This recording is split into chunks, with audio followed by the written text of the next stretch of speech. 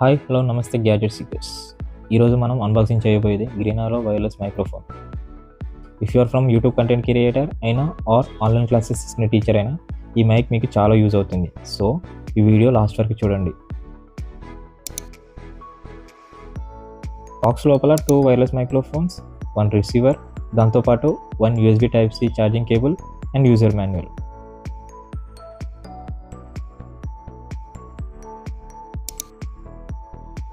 ఇక battery charging విషయానికి వస్తే నేను చెక్ చేసినప్పుడు ఫుల్ ఛార్జింగ్కి 1 hour 50 minutes తీసుకుంటుంది.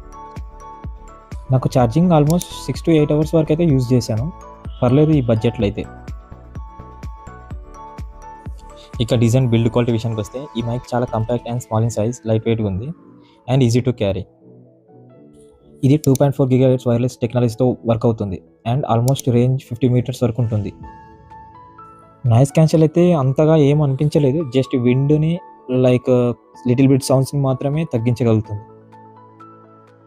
గైస్, మీరు ఏ మైక్ యూజ్ చేస్తున్నారో జస్ట్ కామెంట్ బిలో.